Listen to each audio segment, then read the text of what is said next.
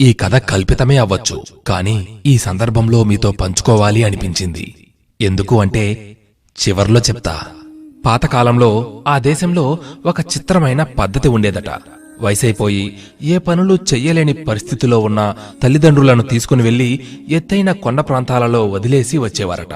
అయితే తమ పని కూడా చేసుకోలేని ఆ ముసలివారు ఆకలితో అలమటించి క్షీణించి చనిపోయేవారట. ఓ యువకుడు కూడా తన తల్లి వయస్సు పైబడి చేతకాని స్థితిలో ఉందని ఆమెను తన భుజాలపై మోసుకొని కొండల్లో వదిలేసి రావడానికి బయలుదేరాడు. మార్గమధ్యంలో భుజంపై ఉన్న తన తల్లి ఏదో చేస్తున్నట్లు గమనించాడు. అది గమనించినా కూడా ఆ కొడుకు ఆమెను ఏమీ ప్రశ్నించకుండానే అలాగే కొండ ప్రాంతానికి ఆమెను మోసుకొని వెళుతూనే ఉన్నాడు. ఇక ఆ కొండ ప్రాంతానికి చేరుకున్నాక తల్లిని కిందికి దింపి వెనుతిరిగి వెళుతూ, అమ్మా, నిన్ను నా భుజంపై మోస్తున్నప్పుడు ఆ చెట్లు కొమ్మలను తుంచి ఎందుకు కింద పడేస్తూ వచ్చావు? దానికి ఆ తల్లి, నాయనా, నేను ముసల్దాన్ని అయిపోయానని నన్ను వదిలేస్తున్నావు. పర్వాలేదు, మళ్ళీ నేను తిరిగి రాకూడదని చాలా దూరంగా నన్ను తీసుకుని వచ్చేశావు.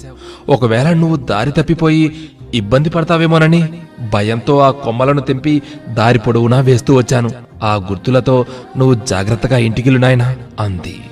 ఎలా ఉన్నా ఎక్కడ ఉన్నా అమ్మ అమ్మే కదా. అమ్మతనానికి రూపాలుండవు, అమ్మ నోటికి శాపాలు ఉండవు. మనసున్నదే అమ్మ, మంచి కోరేదే అమ్మ. ఈ కథ కల్పితమే కావచ్చు, కానీ ఓ చక్కని సందేశాన్నిస్తుంది కదూ. అమ్మను ప్రేమించే మీరు ఈ చిట్టి కథను 10గురితో పంచుకోండి. అలాగే ఈ సందర్భంలో ఒక మాట చెప్పాలి అనిపిస్తోంది.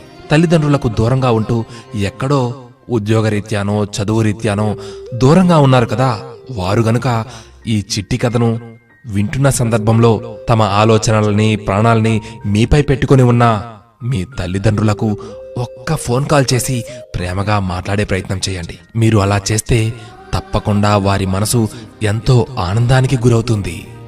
నిజం మిత్రమా, నా మాటను నమ్ము. తప్పకుండా ఇప్పుడే ఈ క్షణమే ఒక్క నిమిషం ఓపిక పట్టి వారికి కాల్ చేసి మాట్లాడతావుగా?